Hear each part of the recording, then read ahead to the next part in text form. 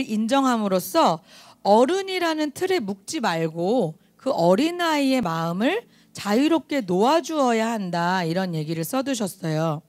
이것은 그냥 충족되지 못한 것을 충족시켜서 스트레스를 해소시켜주는 그거 이상을 넘어서 우리가 생활 속에서 나의 감정을 막 흔들어 놓는 문제들을 마주할 때 내 내면에 있는 어린아이를 활성화시켜서 문제를 어린아이처럼 넘어가라 라는 해석으로 이렇게 10장을 적어두셨습니다.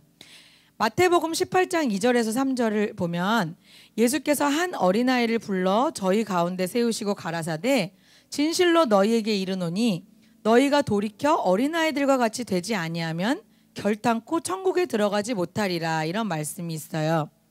근데 우리는 유년 시절에 빨리 성장해야 한다는 압박감을 갖게 되기도 하는데 특별히 학대를 받는 어린아이였거나 아니면 그 나이에는 감당하기 너무 벅찬 책임을 지게 된 아이의 경우, 그런 경우에 빨리 성장해야 한다는 압박감을 스스로 또 주변에서 갖게 됩니다.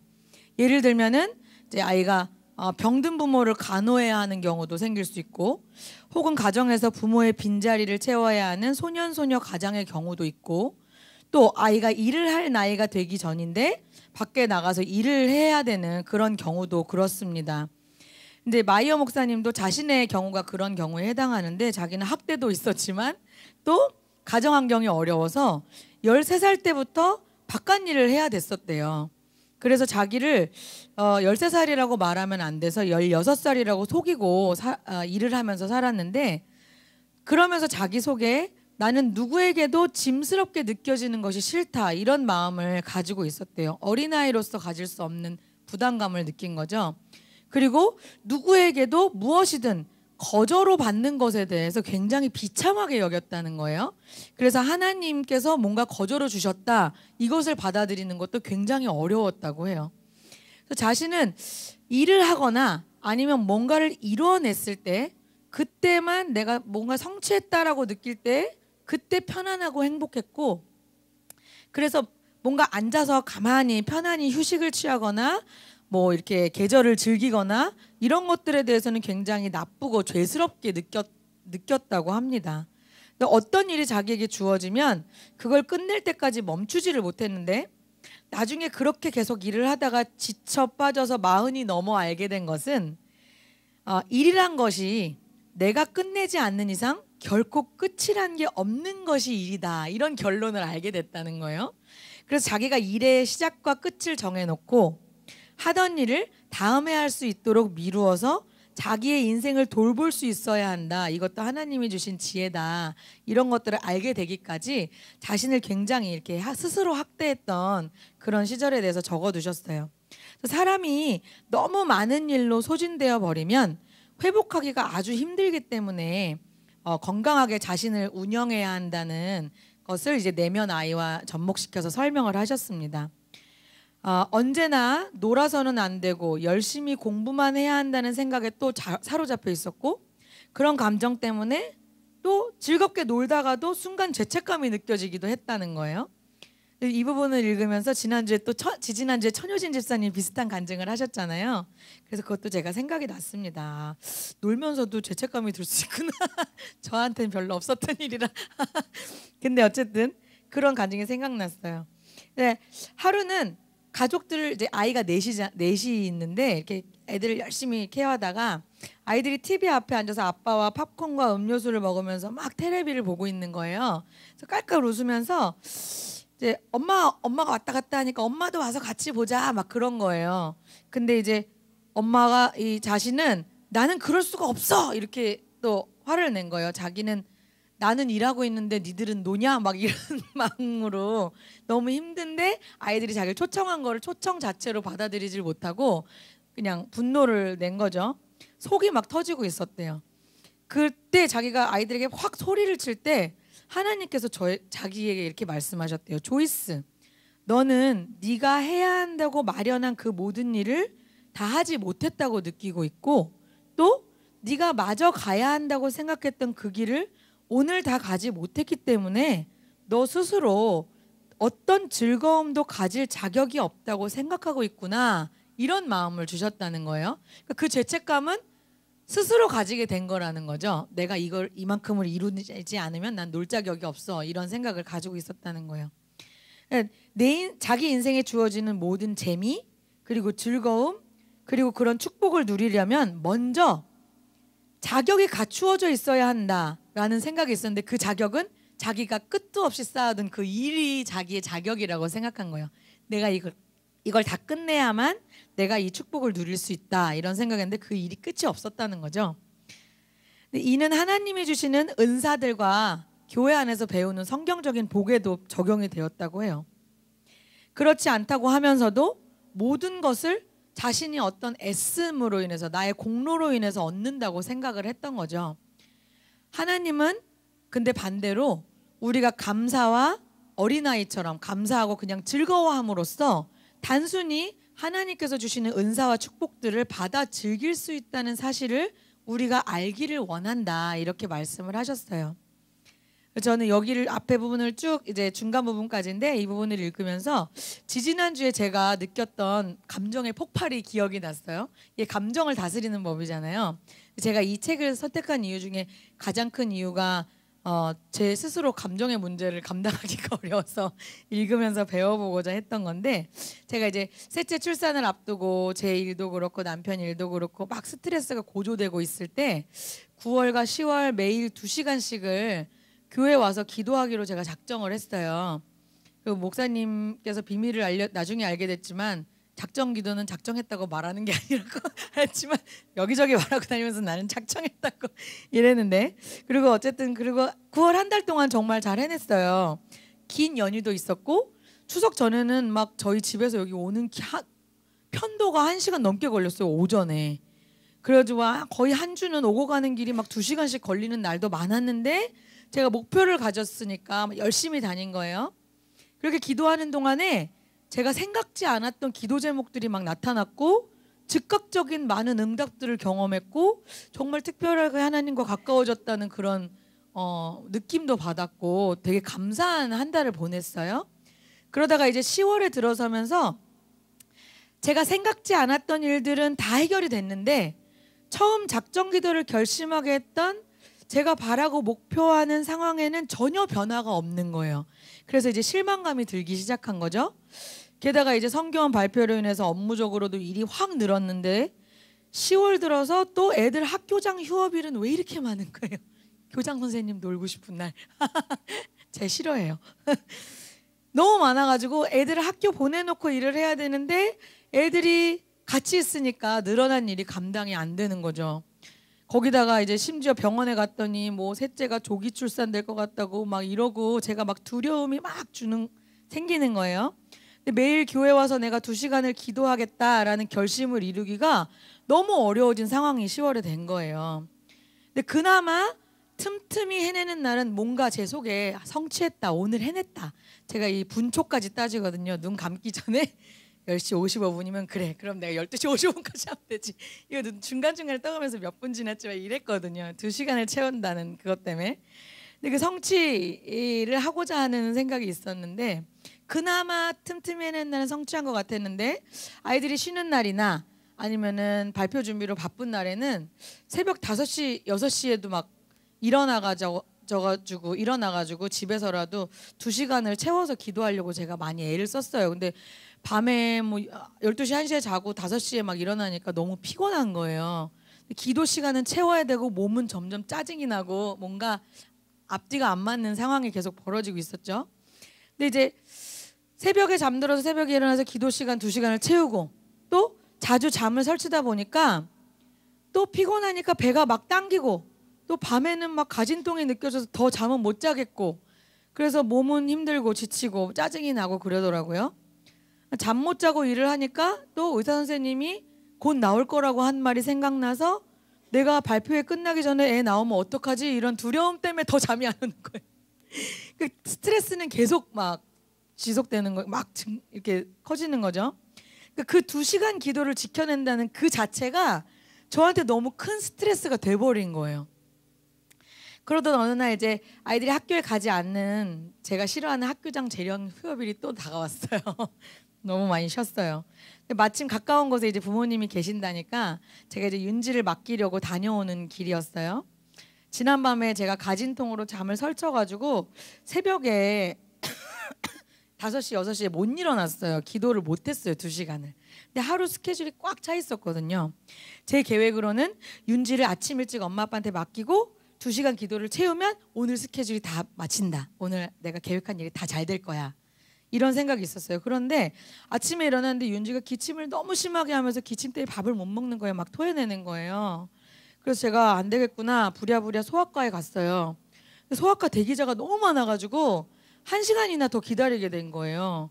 그러니까 막 갑자기 스트레스 게이지가 막 상승하는 거예요. 큰일 났다. 이제 못했다 또.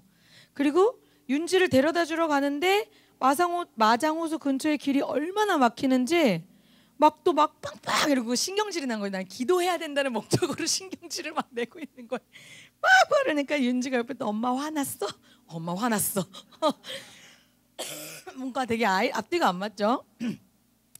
막 속으로 나 2시간 기도해야 되는데 병원 때문에 벌써 생각지 않은 1시간이 가버렸다. 어떡하냐 막 마음 조급한 거예요.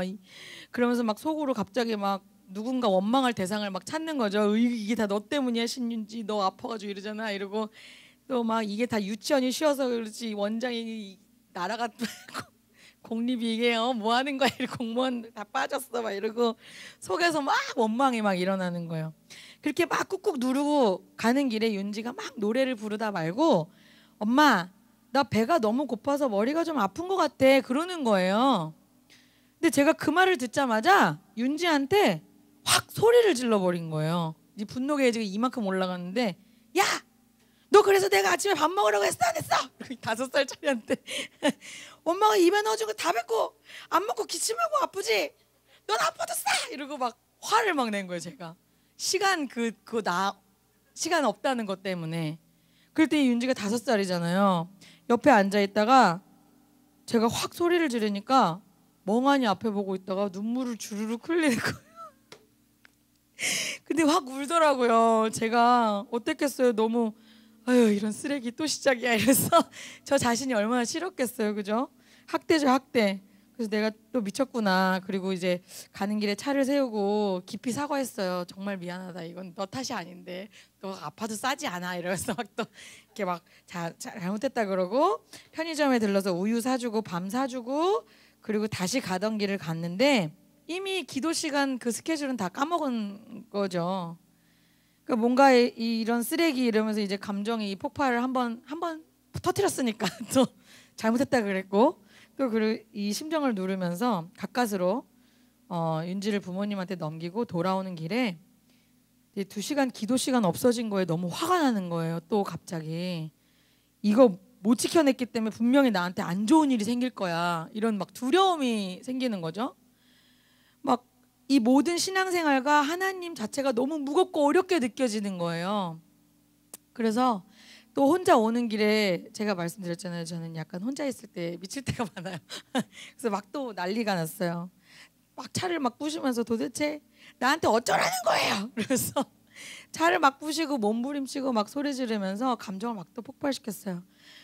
난 기도도 못했잖아요. 난 잠도 못 잤는데 언제 기도하라는 거예요. 애가 안 아프던가 병원에 사람이 없던가 도대체 어쩌라는 거예요. 막 그랬어. 근데 사실 말은 내가 그렇게 하고 있었지만 속으로는 하나님을 진짜 원망했다기보다 정말 도움이 난 정말 모르겠다. 이거 어떻게 해야 되는 거냐 이런 마음이 간절히 더 있었거든요. 그래서 하나님께서 저의 그런 중심을 보신 것 같아요. 정말 그런 딸을 정말 갖다 버리고 싶은데 막 소리 지르고 그러면 근데 하나님 중심을 보신 것 같아요. 그래서 한참 난리를 치면 또 기운이 빠지거든요. 그러면 그랬을 때 하나님이 조용해졌을 때 하나님의 그 세미한 음성을 또 들었어요. 저한테 하신 말씀은 뭐였냐면 딸아 아무것도 하지 않아도 된다. 네가 그렇게 안 해도 너는 내게 너무 소중하다. 이런 음성을 제가 들었어요. 제가 이 음성을 들으니까 마음이 갑자기 너무 편해진 거예요. 그 2시간 기도에 대한 압박감이 너무 편해진 거죠. 그러면서 나도 모르게 내가 이 공로 2시간 기도라는 걸 채워야만 내가 하나님께 소중한 존재가 된다라는 어떤 공식을 가지고 있었구나. 그러니까 하나님 그 자체보다 나의 공로가 더 나의 우상이었던 거죠. 그래서 내가 그 기도를 해야만 하나님이 나의 이 특별한 사정을 알아주실 거고, 그걸 안 하면 분명히 안 해주실 거다. 그렇게 하지 못하는 날이 쌓일 때마다 난 이제 끝났다, 하나님이 내 문제에 관심 없으시겠구나, 실망하고 또 그 자체가 더 큰 스트레스가 되고 이랬던 거예요. 그리고 이제 그날 그래도 종일 제가 틈을 노렸어요. 어떻게든 조금이라도 기도를 해보자 그랬는데 밤 늦게라도 제가 새벽까지라도 꼭 그 2시간을 어떻게든 채웠거든요. 근데 분초까지 막 따졌는데 그날은 그냥 밤 늦게까지 안 되더라고요. 피곤하기도 하고. 그래서 2 발 뻗고 그냥 편히 잤어요. 9월 10월 들어 처음으로 편하게 발 뻗고 잤습니다. 네, 작정한 것을 안 해도 된다는 그런 말이 아니고요.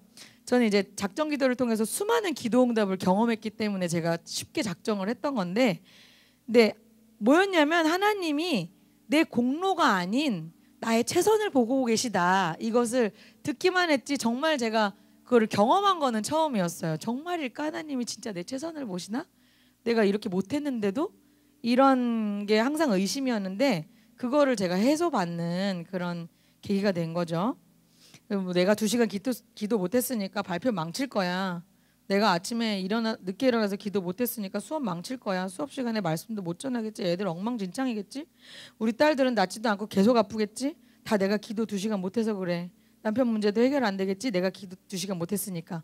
이런 생각이 계속 꼬리를 무는데, 그런 생각을 잘 들여다보니까 나를 도우시고 보호하시는 하나님보다 내가 하는 그 2시간 기도의 공로에 제가 더 집중이 되어 있었다는 거죠. 근데 이게 되게 중요한 게, 이게 종이의 그 앞뒷면과 같은 굉장히 한 끗 차이라 자칫 잘못하면 그래 뭐 기도 안 해도 사랑하시겠지 이러고 또 안 하게 되면 큰일 나요. 그건 아니고 하나님이 최선을 다하는 것을 보고 계시다. 그리고 반드시 그 작정 기도나 하나님께 드리는 기도에 애쓰는 것을 하나님 다 보고 계시다, 받으시고, 제가 그런 경험이 훨씬 더 많습니다. 근데 정말 최선이었는데 내가 최선을 다하지 못하는 것에 대해서 하나님이 보고 계시다는 걸 제가 경험한 사례였어요. 근데 목사님도 이런 얘기를 하시는 거예요. 그러니까 본인도 4명의 아이를 키우면서 이런 영적인 성장에 대한 압박으로 늘 영적인 일에 기뻐하기가 힘들었다는 거예요. 하나님을 즐거워하는 일에. 그래서 이제 저도 이런 일을 겪으면서 하나님께서 내가 애쓰고 실제로 하나님을 찾고 있는 그 마음을 보고 계시다, 그것이 무슨 뜻인지 조금씩 이해할 수 있게 된 거죠. 그러니까 내가 최선을 다하고 있는데 못하는 거랑 안 해도 되니까 그냥 안 한 거랑은 완전히 다른데, 문제는 최선을 다하고 있는데 못하는 걸 하나님이 알아주셔서 괜찮은가 보네, 그러다가 보면 나도 모르게 안 하게 되더라는 거예요. 그래서 늘 경계하는 마음은 필요한 것 같아요. 예. 어쨌든 그렇습니다. 여튼 우리 안에 이런 성장해야 한다, 어른이 되어야 한다, 성숙해야 한다라는 압박감이 어떤 도에 지나치게 될 때 우리의 감정이 요동친다는 거죠. 제가 막 폭발했듯이 우리가 때로는 어린아이처럼 그냥 하나님께 솔직하게 즐겁고, 또 제가 기도를 못한 거에 대해서도 하나님 제가 정말 오늘 애썼는데 못했네요, 저는 오늘 하나님을 찬양할게, 이렇게 그냥 오픈하고 자유로울 수 있어야 한다는 것입니다. 하루는 목사님이 이렇게 적어주셨어요. 아들에게 베란다 청소를 맡겼더니 처음에는 투덜대면서 막 나갔대요. 근데 나중에 이렇게 보니까 빗자루를 가지고 춤을 추면서 청소를 하고 있더라는 것이죠. 이처럼 우리가 삶 속에서 마주하는 어떤 일이든지 그것이 하나님을 찾는 일, 또 종교적인 어떤 의무사항이라고 느껴질지라도 우리가 그것을 의무로 여겨서는 안 되고 그것을 특권으로 즐길 수 있어야 하는데, 그것을 특권으로 즐기는 데에는 하나님을 좋으신 하나님으로 믿는 그 믿음이 바탕이 되어야 한다는 거예요. 그러니까 나를 압박하는 의무, 넌 이렇게 해야 돼, 넌 2시간 기도를 해야 돼, 이게 하나님이 아니라는 거예요. 그게 내가 나에게 준 율법의 어떤 틀인 거지, 하나님은 물론 우리가 그렇게 해서 성장하길 원하시지만, 그렇다고 해서 그걸 못하면 막 멱살을 쥐고 너 이렇게 하면 안 될걸 막 이러시는 분이 아닌데, 사람들은 쉽게 그런 오해에 빠진다는 거죠, 저처럼. 그래서 더 스트레스를 받은 거고. 그래서 하나님은 우리가 기도, 성경 공부, 그리고 교회 가는 모든 일들을 우리가 우리 삶 속의 모든 것을 즐기듯이 즐기는 것을 배우기 원하십니다. 이렇게 적어두셨어요. 또 그뿐만 아니라 실제로 육신의 일도 집안일, 청소하고 세차하고 설거지하고 세탁기 돌리고 그런 것들도 즐거운 마음으로 하기를 원하시지, 모든 게 의무라고 느끼기 때문에 이걸 안 하면 어떻게 될 거야, 이것 때문에 화가 난다, 그런 얘기를 해두셨어요. 왜 이런 얘기를 쭉 써두셨냐면 사탄은 우리 안에 있는 내면 속에 있는 아이, 즉 자유롭고 즐겁고 쾌활한 그 아이들을 파괴하기 위해 돌아다닌다, 이렇게 적어두셨어요. 성경 말씀도 있었는데 너무 길어서 제가 그냥 요약했고요. 이제 원수는 우리의 어린아이 같음을 뒤쫓아다닙니다. 그들은 우리가 어린아이들 같이 자유롭게 되기를 원하지 않습니다. 아이들은 자유를 드러내 보이고 즐거워하는 것을 부끄러워하지 않죠. 사람들이 무슨 생각을 하든지 개의치 않습니다. 그런데 원수는 우리에게 비판적이고 판단하고 율법주의적인 바리새인들의 종교적인 족쇄를 채운다는 거예요. 제가 나 스스로에게 막 나의 공로를 막 인정하려고 했던 것처럼.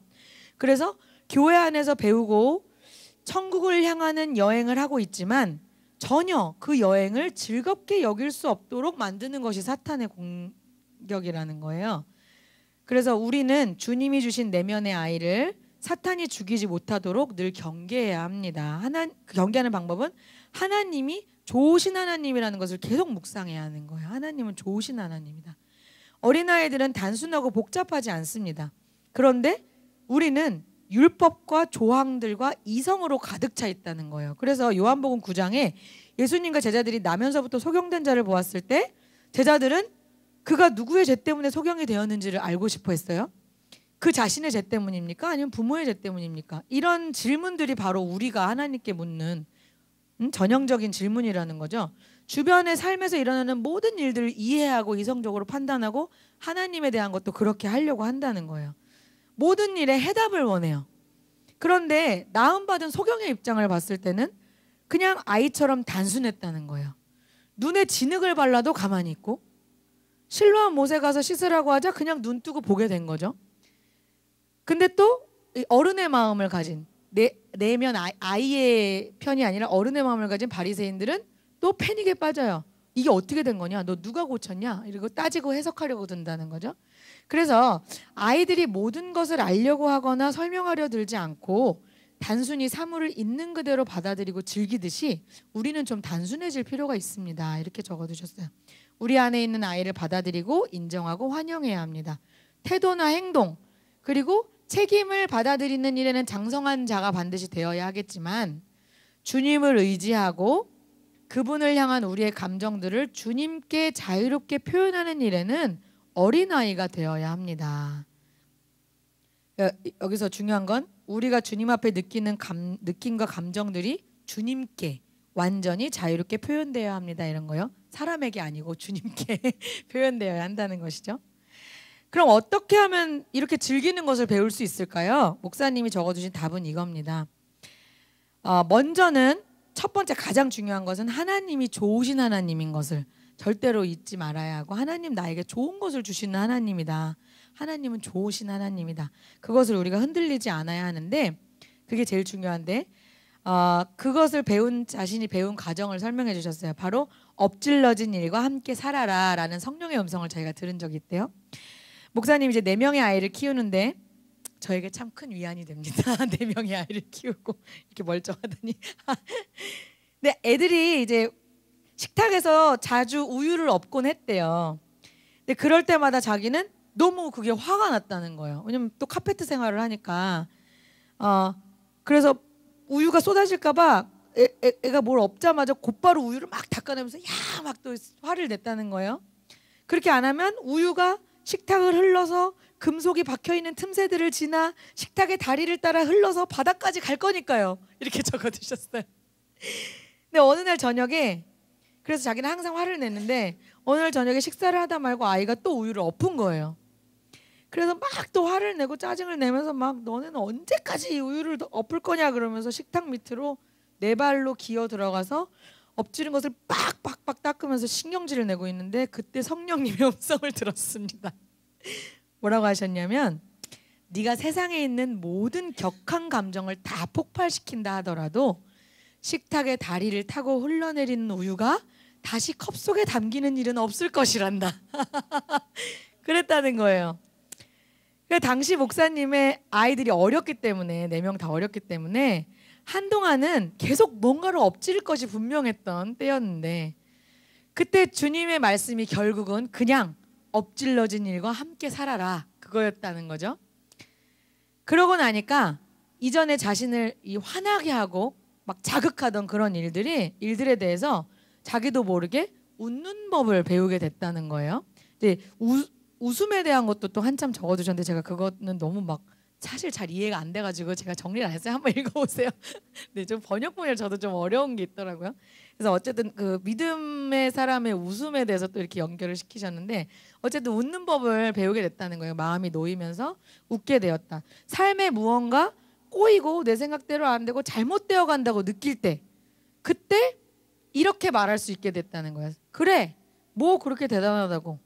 사탄아, 너는 이제 나를 전혀 당황시키지 못해. 나는 웃을 거야. 이렇게 말했다는 거예요. 그렇게 말할 수 있는 가장 마음의 기초에는 하나님은 좋으신 하나님이고 하나님은 내 편이시고 나에게 좋은 일이 오고 있다. 하나님 안에 있으면 나에게 나쁜 일이 일어날 수가 없다. 이런 어떤 기초적인 믿음이 강할 때 그게 가능하다는 얘기를 하시는 거예요. 그래서 뭐 대단하다고 그런 일이 있을 수도 있지. 엎질러진 일과 함께 살면 되지. 이렇게 좋으신 하나님을 기대하게 된다는 거예요. 그래서 우리가 어떤 일을 당해도 당황하지 않는다면 편하게 받아들일 수 있다면 사탄은 우리를 더 이상 억압할 수가 없게 되고 그럼 우리가 사탄이 흔들어대는 그 혼의 영역, 감정에 있어서 마구 흔들려 버리는 그런 일들로부터 훨씬 멀어질 수 있다는 거예요. 안정감을 누릴 수 있다는 거죠. 그래서 결론은 우리 안에 있는 내면 아이, 그것이 이 목사님 설명대로 그 어린아이 그 자체, 모든 사람에게 있는 그 어린아이의 모습 그 자체를 활성화시키라는 거예요. 모든 것을 밝혀내고 설명하려고 애쓰고 좌절감에 빠지거나 당혹하게 되는 것을 버리고 안식하고 평안한 마음을 갖는 것을 배워야 합니다. 감정적으로 온전한 사람이 되기 위해서 남은 인생을 하나님을 믿고 좋은 일이 일어날 것을 믿고 즐겁게 지내기로 결정을 해야 합니다. 우리가 하는 모든 일들을 의무사항이나 해석으로 받아들이지 말고 하나님 앞에서 그저 즐거워하고 감사하며 천국으로의 여정을 즐기면서 웃으며 살아가도록 결심하십시오. 이렇게 결론을 내리셨습니다. 이상으로 이 책을 마치도록 하겠습니다. 감사합니다.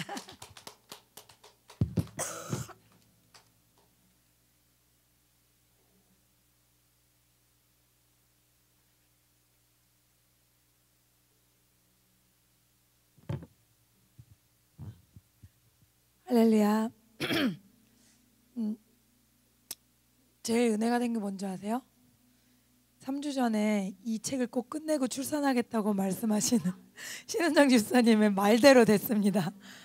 너무 은혜로워요. 네, 감동받았어요. 근데 정작 자유니까 아기가 나올 생각이 없나 봐요. 어제부터 신은정 집사님이 쉬었는데 오랜만에 쉬는데 벌써 오늘 얼굴이 다르더라고요. 뭔가 화색이 다르고. 네, 할렐루야. 오늘 지난주에 저희가 다윗이 쓰임받은 이유에 대해서 3가지로 나눠봤는데 오늘은 또 계속해서 다윗이 왜 하나님께 특별히 사랑받았고 쓰임받았는가에 대해서 함께 나누어 보겠습니다. 지난주에 3가지 나누어봤던 거 혹시 기억이 안 나시겠죠? 안 나셔서 감사해요. 그래야 제가 또 얘기할 수 있으니까. 할렐루야. 감사합니다. 첫 번째가 뭐였어요? 아빠는 진짜 아빠였지만 형들과는 어머니가 달라서 가족들에게 어떤 인정받지 못한 존재였다. 그렇기 때문에 그렇게 그 어린아이가 할 수 없는 막 곰이랑 사자를 그렇게 맨손으로 이렇게 그 돌팔매 하나로 때려눕히기까지 그 얼마나 무단한 연습을 했겠어요. 그 아이가. 그 이면에는 뭐가 있었다? 아버지와 형들에게 뭔가 인정받는 존재가 되고 싶었던 그런 아이였다. 그래서 그 가족에게는 사랑을 받아야 되는 게 맞는데 가족에게도 이렇게 사랑을 받지 못했을 때 그의 마음의 그 어떤 비밀과 아픔을 하나님께만 오로지 올려드릴 수 있었다. 아무에게도 말하지 못했던 그 아픔을 그때 하나님께서 이 아이에게 기름 부어주시고 초자연적인 능력이 임하게 해주셔서 다윗의 고백에 슬픔이 춤이 되게 하셨다는 그런 고백을 할 정도로 그런 깊이 있는 사람이 되었다는 거죠. 그래서 하나님께서 가장 사랑하시는 두 가지 기관은 가정과 교회라서 가정과 교회로부터 힘을 얻고 위로를 받아 세상에서는 빛을 발하고 변화시키는 도구가 되라고 그렇게 하신 건데 드물지 않게 가정에서도 아픔을 겪을 수도 있다. 그러나 왜 나만 이러냐 이렇게 생각하지 마시고 오히려 그 아픔을 다윗처럼 하나님께 올려드리는 기도로 바꾸신다면 하나님께서 양치기가 왕이 되었던 그런 축복을 똑같이 내려주실 줄 믿습니다. 여러분, 현실 속에서 양치기가 왕 되는 게 쉬워요? 쉬운 게 아니고 어렵기도 얼마나 어려워요. 양치기가 회사 사장만 돼도 엄청난 출세인데 양치기가 동네 지역 양치기가 되는 것도 출세인데 그 정도가 아니라 왕이 됐단 말이에요. 어마어마한 승진이잖아요. 어떻게 이런 일이 일어났냐는 거예요.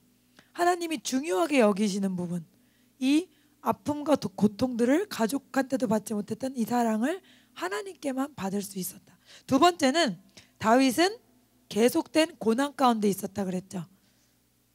태어날 때부터 골리앗을 때려 눕힐 때까지 가족한테 인정 못 받았죠. 그래서 상처받았어요.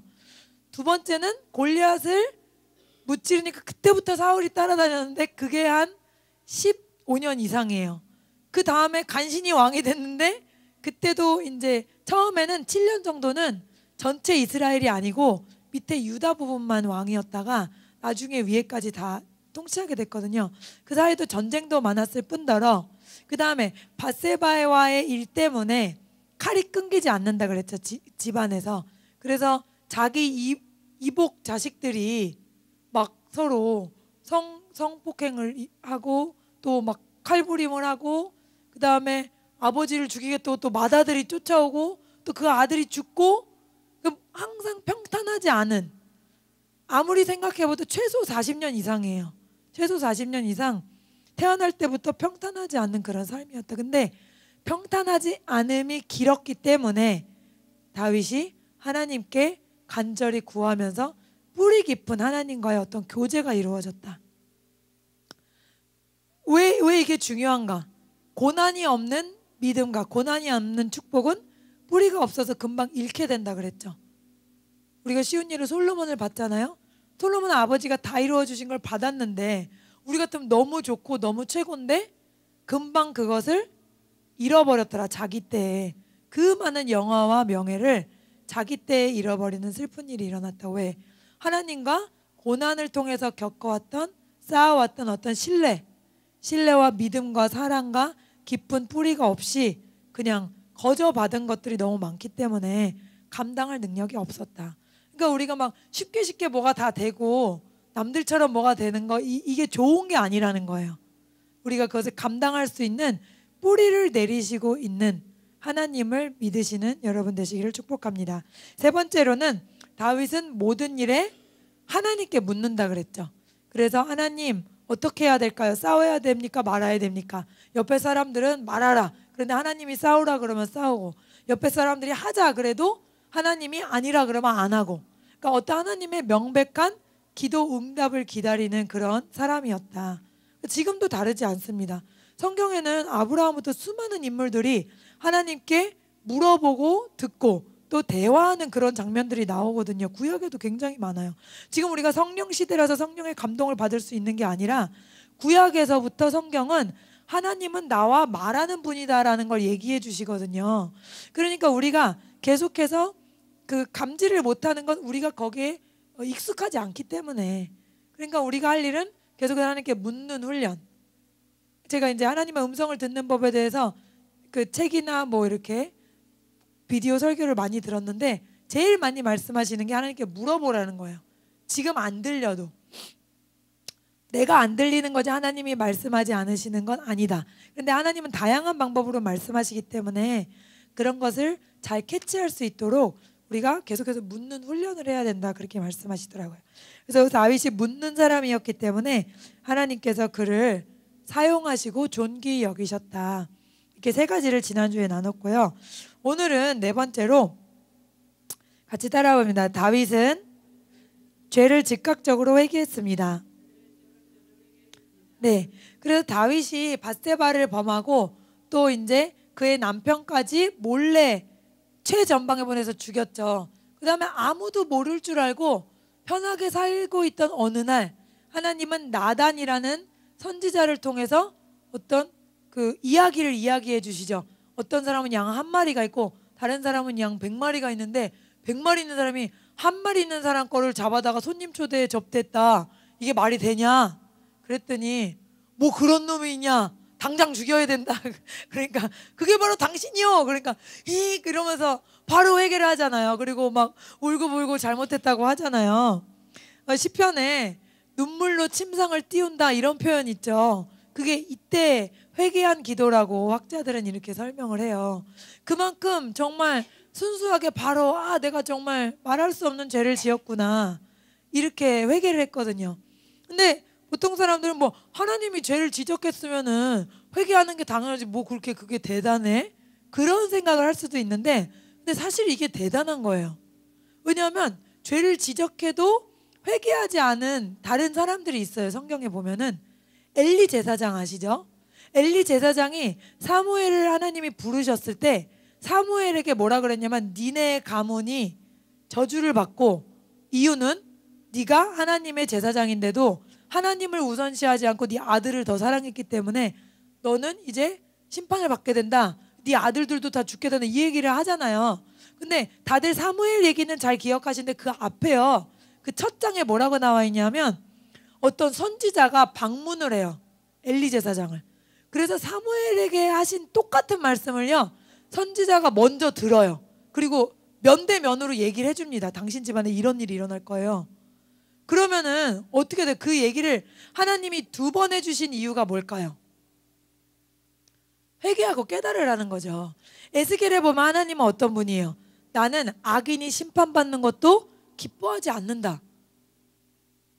하나님 안 믿고 싶은 사람, 하나님 나쁘게 생각하고 싶은 사람은 꼭 그래요. 구약의 심판 하나님 너무 무섭지 않냐? 너무 하나님은 악하지 않냐? 하나님 뭐가 악해요? 하나님이 사랑하시니까 벌 준다고 계속 말씀하시고 에스겔이나 예레미야의 이런 성경에도 계속 니네가 이렇게 하면 이렇게 된다 이렇게 하면 이렇게 된다 저주가 있겠다 쭉 얘기한 다음에 마지막 절은요 그래도 내가 너희에게 새 영을 부어주고 새 마음을 주리니 너희가 다 나에게로 돌아올 것이며 그거 보면요 저는 막 화가 나요. 아니 이렇게 많이 잘못했는데 그냥 한 번에 그냥 쫙 해버리시지 뭘 또 거기서 마음을 돌리시나 기회를 또 줘요 하나님 막 이러는데 주님이 저에게 기회를 또 주시니까 계속 살아있죠. 그래서 하나님은 악인도 망하길 원하지 않으세요. 엘리 제사장에게 2번이나 기회를 준 거예요. 한 번은 면대면으로 얘기를 하시고 두 번째는 자기가 기르는 사무엘이 꿈을 꿔가지고 그걸 그대로 또 얘기를 해줬거든요. 그리고 나서 바로 그 일이 일어난 게 아니에요. 그럼 또 기회를 줬잖아요 하나님이. 그럼 어떻게 해야 돼요? 회개해야 되는데 회개했어요 안 했어요? 안 했어요. 그 엘리 제사장의 반응이 되게 재밌어요. 무슨 생각인지 모르겠어요. 이런 말씀하십니다. 사무엘이 그것을 그에게 자세히 말하고 조금도 숨기지 아니하니 그가 이르되 이는 여호와시니 선하신 대로 하실 것이니라. 자기 아들 둘이 죽겠다 그러는데 뭐가 여호와시니 선하실 것이냐. 아이고 아버지 잘못했습니다 이렇게 회개하면 될 것을 뭐가 선하시고 뭐가 여호와시니. 상태가 안 좋죠. 왜 안 좋을까요? 그러니까 죄가 오랫동안 반복적으로 행해지면 무뎌지는 거예요 마음이. 그러니까 사단이 반대로 이걸 우리에게 적용시켜요. 군대나 이런 데 가면 담배를 한 번만 펴봐라 이러잖아요. 한 번 펴보고 끝나면 아무 문제가 없어요. 근데 한 번이 계속되게 하죠. 그리고 반복되게 하죠. 그러니까 세상의 모든 그 세상 영들은 작은 것이 커지게 하고 반복되게 하고 오래되게 하는 거예요. 그러면 어느새 회개할 수 있는 수준을 넘어버린다는 거예요. 그래서 엘리 제사장이 그렇게 뻔한 죄인데도 불구하고 회개를 못했다는 거예요. 자기 아들들이 뭐 했어요? 그 고기를 끓이고 있는 데서 쇠창살을 집어넣어서 고기를 갖고 가고, 그거보다 더 해가지고 지금 잡은 고기에서 핏째 구워 먹는 고기가 좋다고 또 갖고 갔어요. 그 뭐라 그러죠? 완숙이 아니고 반숙, 생고기 살짝 구워서 좋아하는 사람들 있잖아요. 고기 좋아하는 사람들. 그렇게 해서 먹는다는 거예요. 하나님께 드리기도 전에 그렇게 한다는 거예요. 그게 너무나 누가 봐도 명백한 죄인데도 회개하지 못하더라. 또 두 번째는요, 솔로몬에게 하나님이요 2번이나 나타나셨어요. 솔로몬에게 나타나셔서 열왕기상 11장 4절에 솔로몬의 나이가 많을 때 그의 여인들이 그의 마음을 돌려 다른 신들을 따르게 하였으므로 왕의 마음이 그의 아버지 다윗의 마음과 같지 아니하여 그의 하나님 여호와 앞에 온전하지 못하였으니. 솔로몬이 9절에 솔로몬이 마음을 돌려 이스라엘 하나님 여호와를 떠남으로 여호와께서 그에게 진노하시니라. 여호와께서 일찍이 2번이나 그에게 나타나시고. 2번이나 하나님이 꿈에 2번이나 나타나셨대요. 한 번이라도 나타나신 분, 한 번이라도 나타났으면 좋겠죠. 근데 2번이나 나타나서 넌 이게 아니야 라고 얘기했는데도 그걸 했다는 거예요. 왜요? 일단 아내라는 어떤 경계를 무너뜨릴 수 있는 유혹, 그쵸? 아내가 뭐 나한테 그렇게 나쁜 짓을 하겠어? 이럴 수 있잖아요.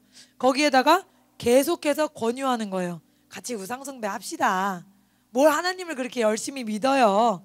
이 신도 좋은 신이에요. 이렇게 지속적으로 자극을 받았을 때 솔로몬이라도 무너지더라. 그러니까 우리가 어떤 죄든지 작은 것이라도 그것이 깨달아졌을 때 즉각적으로 회개해야 된다. 같이 따라하겠습니다. 작은 것이라도 즉각적으로 회개하고 버려야 합니다. 왜냐면 사탄은 굉장히 머리가 좋죠. 목사님 설교 때 뭐라 그랬어요? 사탄이 IQ가 3000이래요. 애들한테 이 얘기들, 그럼 하나님은 3000보다 낮아요? 뭐가 낮아? 하나님은 훨씬 지혜롭고 능력 있으시지만 사탄이 그렇게 IQ 좋다는 건 우리를 어떻게 구워 삶을지 유혹할지 넘어뜨릴지 잘 알고 있다는 거죠.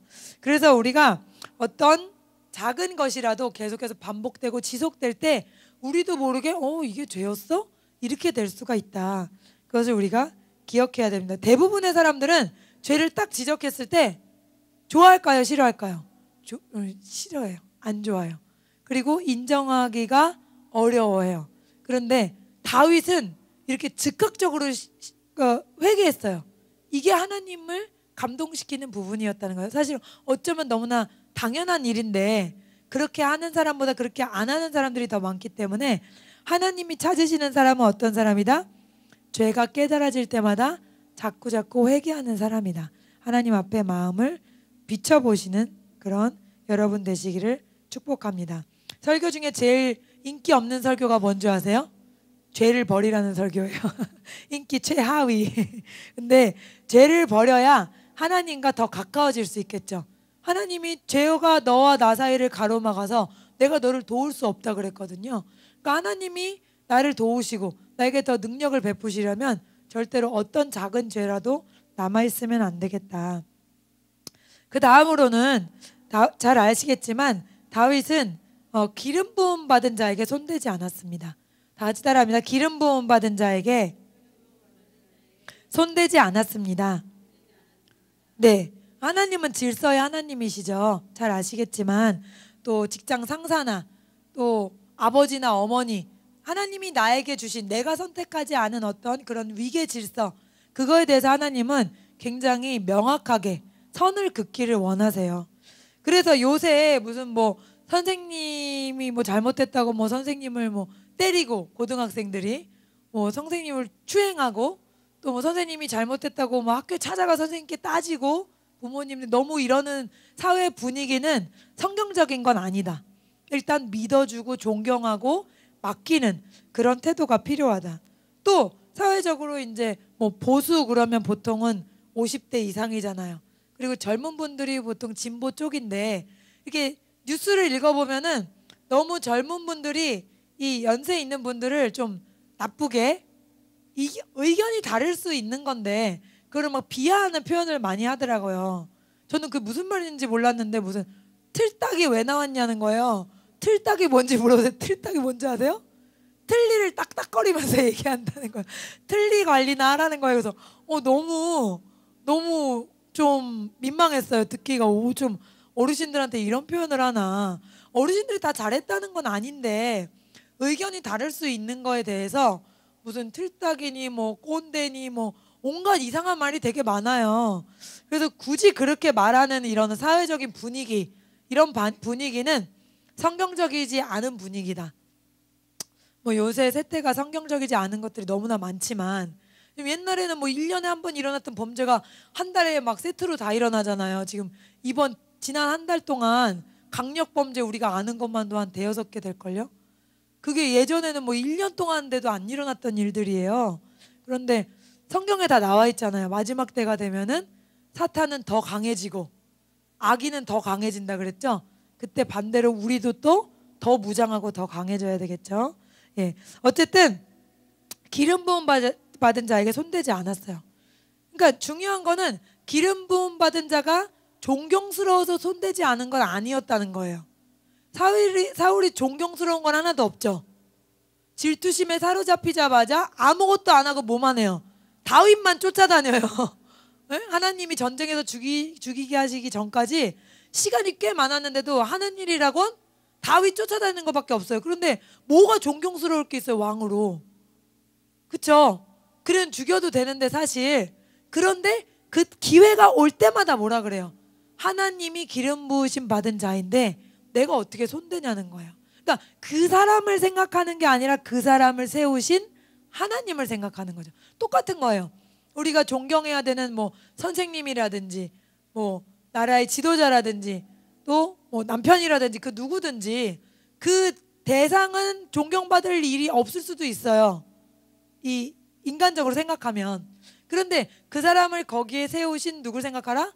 하나님을 생각하는 거예요. 하나님이 나보다 지혜가 많고 하나님이 나보다 훨씬 뛰어나시고 너희의 길은 나의 길과 다르다 그랬잖아요.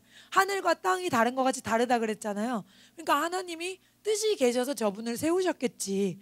그러니까 내가 질서에 순종하자. 이렇게 다윗처럼 한다면 여러분은 복이 근원이 되는 거고 아무래도 내가 처단해야겠다. 이러면은 하나님의 그 사랑의 흐름을 끊어버린다는 거죠. 질서의 흐름을. 그래서 복을 받지 못한다. 두 번의 기회가 있었죠. 한 번은 뭐였어요? 한 번은 동굴, 자기가 먼저 들어있던 동굴에 들어왔죠. 근데 그때 옷을 살짝 베거든요. 근데 저는 잘 몰랐는데 다시 읽어보니까 어떤 부분이 있냐면요. 옷을 벤 것으로 인해서 마음에 찔렸다 그랬어요. 다윗이. 옷을 벤 것으로만 인해서. 그러니까 이분이 얼마나 하나님을 경외하는 분이었나. 그리고 다음 한 번은 또 가까이 쫓아와가지고 어디 한번 보자 그리고 부하 한 명만 데리고 갔는데 완전히 깊이 잠들어 버린 거예요. 사울 왕이. 그리고 사울 왕의 첫 번째 그 군대 지휘관도 같이 푹 잠들었어요. 그래서 물병이랑 뭐 창을 갖고 나오거든요. 그때도 옆에 있던 아비새는 이래요. 지금이 절호의 기회입니다. 그 동굴에 있을 때도요. 부하들은 지금이 절호의 기회라 그랬어요. 그러니까 주변 사람들은 나에게 도움이 될 때도 있지만 안 될 때도 있다. 주변 사람들의 말에 모든 거를 우리가 의지하면 안 되겠죠. 꼭 누구 얘기를 확인해야 돼요. 하나님이 나한테 뭐라고 하시는지. 그러니까 아무리 아비새가 얼마나 미더워요. 아비새가 다윗이 목말르다 그래가지고요 적군을 뚫고 들어가가지고 우물을 길러온 사람인데 근데 사울을 죽이라는 거예요. 그러니까 때때로는 우리가 아무리 믿어온 사람이라도 사람 얘기 듣고 결정하면 안 된다. 그러니까 다윗은 아비새가 죽이라 그러고 동굴에서 부하들이 죽이라 그랬는데도 아니다. 내가 하나님의 기름 부음 받은 자에게 손대고 어찌 내가 두려워하지 않겠느냐. 어찌 결과가 없겠느냐. 나는 그렇게 하지 않다.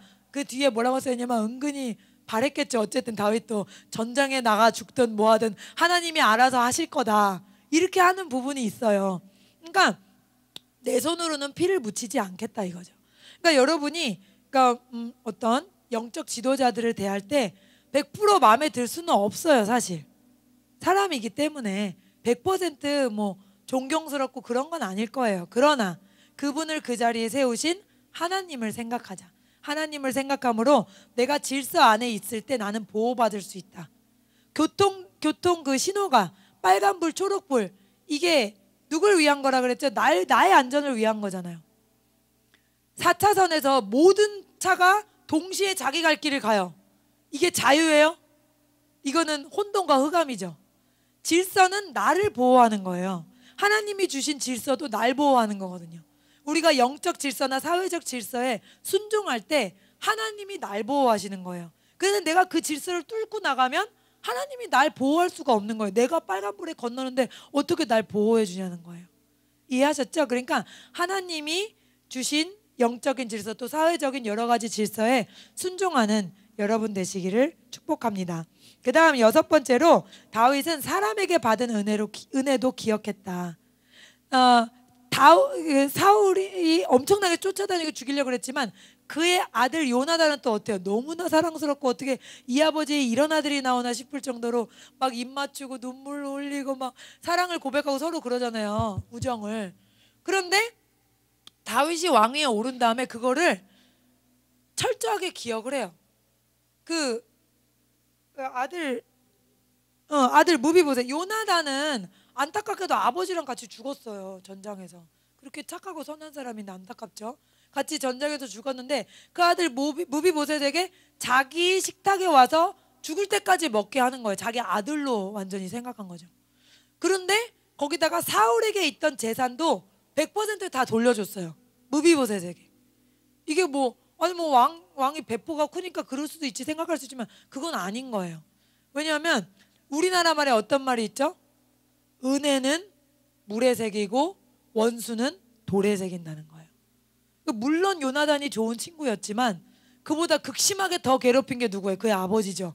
그러니까 사울을 생각하고 다 그냥 무비보셋이고 뭐고 몰라 이럴 수도 있는데 거기다 무비보셋이 몸이 불편하잖아요.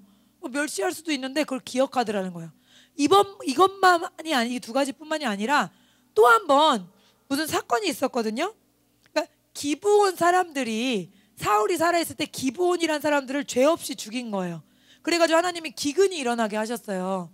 그래서 이게 왜 기근이 일어나냐 하나님께 물어봤더니 사울이 죄 없는 사람들을 죽여서 지금 이 일이 일어났으니까 기브온 사람들에게 사울 족속의 사람을 7명의 목숨을 내줘야만 이 기근이 끝난다는 거예요.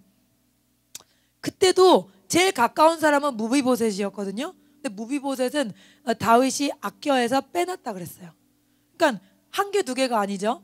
무비보셋을 굉장히 정말 자기 아들처럼 생각했다는 거는 다윗이 짧은 시간 함께 했지만 요나단이 베푼 은혜를 기억하는 사람이었다. 원수로 자기에게 해를 당한 그것보다는 그게 기간은 훨씬 길었는데 사울이 자기에게 악을 행한 게 훨씬 기간이 길었는데도 요나단을 생각하고 사람에게도 은혜를 갚았다. 이렇게 우리가 사람에게도 은혜를 갚을 줄 아는 그런 사람이 되어야겠습니다. 사람이라면 누구겠어요? 부모님도 있을 수 있고 직장 동료도 있을 수 있고 교회 또 같이 속해하는 집사님, 권사님들도 될 수 있고 사람에게 받은 은혜도 항상 기억하고 감사를 표현하는 여러분 되시기를 바랍니다. 마지막으로 다윗은 남의 아픔을 위로하고 품을 줄 아는 사람이었어요. 사무엘상 22장 2절에 사울을 피해 도망 다닐 때 어떤 말씀이냐면 환난당한 모든 자와 빚진 모든 자 마음이 원통한 자가 다 그에게로 모였고 그는 그들의 우두머리가 되었는데 그와 함께한 자가 400명 가량이었더라 이랬거든요. 그러니까 사울 때문에 도망 다니기 시작할 때 사람들이 몰려들었는데 그 골리앗을 처치한 게 10대 때예요. 그 다음에 왕이 된 게 30이면은 최소 30 이후거든요. 그러면 그 사이에 아마 많아봤자 20대 초반에서 중반 그 사이인데 그러면 남자가 20대 초중반이면은 좀 보통 성숙해요? 아니면 아직 미숙해요? 미숙하잖아요. 그런데도 다윗은 품을 줄 아는 사람이었다는 거예요. 어떤 사람? 환난당한 자, 빚진 자, 원통한 자들을 품어주고 위로해주고 할 수 있는 국률한 그런 마음을 가진 사람이에요. 이런 국률함이 어디서 나오겠어요? 국률함은 하나님께로부터 나오는 거잖아요. 이런 어린 사람한테 어떻게 이렇게 풍성한 국률함이 나오고 한두 명을 위로하는 게 아니라 400명이 모였잖아요. 원통한 자가. 이것도 이 다윗이 하나님과 깊이 교제하는 사람이었기 때문에 자기도 모르게 어떤 하나님의 국률한 마음이 들어온 거예요. 그래서 그것들이 흘러나갔을 때 그렇게 힘없고 연약한 사람들이 모여서 다윗을 위해서 충성되게 일하는 사람이 되었다. 예, 말씀을 마치겠습니다. 정리할게요. 다윗이 왜 하나님께 쓰임 받았는가 우리가 두 주를 걸쳐서 7가지를 알아봤습니다. 첫 번째는 가족에게도 받지 못한 사람은 하나님께 그 사랑을 고백하면서 위로받았다. 두 번째는 고난의 시기가 너무나 길었기 때문에 하나님과 깊은 교제를 할 수밖에 없었고 또 그것 때문에 깊은 하나님과 신뢰감, 뿌리 깊은 하나님과의 어떤 교제가 있었다. 그 다음에 세 번째로는 하나님께 항상 묻고 그 대답을 기다려서 행동하는 사람이었다. 그리고 사람이 무엇으로 말하든 항상 하나님께 확인을 받았다는 것 기억하셔야 되고요. 넷째로 다윗은 죄를 지었을 때 즉각적으로 회개하고 다시는 그 일을 벌이지 않았다. 한 번 그랬지 또 그러지 않았잖아요. 그러니까 철저하게 회개하고 다시는 그런 일을 하지 않았다. 다섯 번째로 기름 부음 받은 자를 하나님을 생각함으로 존대했다. 여섯 번째로 사람에게 받은 은혜도 기억하며 갚을 줄 아는 사람이었다.